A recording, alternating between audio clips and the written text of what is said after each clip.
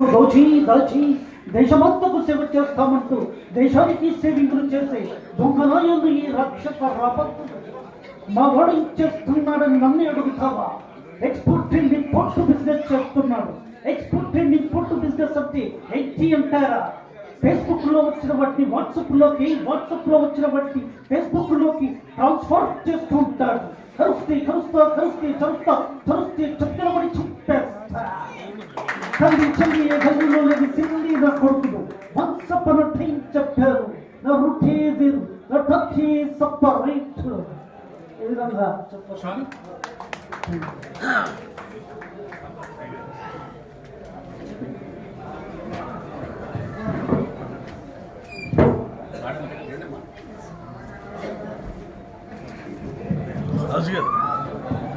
అడ్డం తెలుగండి.